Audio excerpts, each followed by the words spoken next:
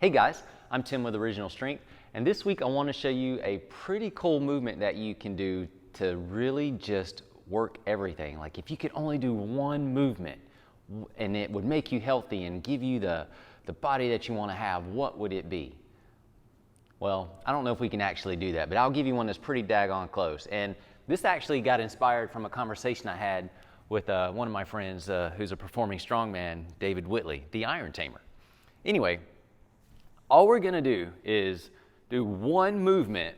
That's really a bunch of movements, but you'll see what I'm talking about. So we're gonna start out, you probably have seen the rocking or the OS push-up before, right? So we're gonna get on all fours, we're gonna lower ourselves down, push ourselves back as far back as we can, keeping our head and chest up, and then we're gonna let go of the floor, get tall to get our butt right up underneath us.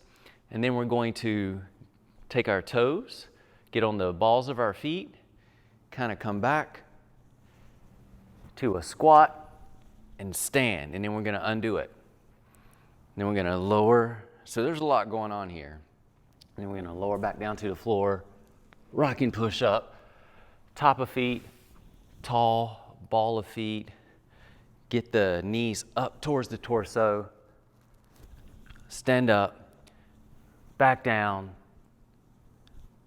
knees back down towards the floor, top of feet, under control, lower yourself back down to a rocking push-up and repeat.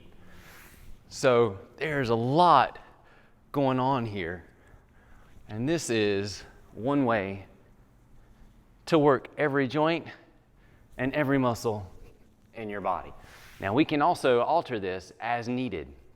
So say when you get to here, you have a hard time just transitioning to your feet to a squat, use your hands. We can use our hands. Start where you are, do what you can. So I can put my hands on the floor, help myself get into a squat and stand up. And then I can help myself lower back down. So if you don't have all the matrixy capabilities yet, that is okay. You do what you can do. Use your hands as much as you need to, or use a stool or a chair or a stick. You can, whatever you need to assist you to getting to this point to stand up, to back down, that is okay. And now you're thinking, well, Tim, that's great.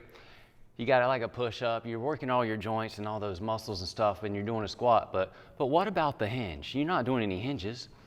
Well, I'm glad you asked, because we can actually add a hinge into this. So we do a rocking push-up, we push back, we get tall, get to our feet, transition here. Now, instead of standing up, we raise the lid, raise the butt, keep the chest up, and unfold. And then we reverse that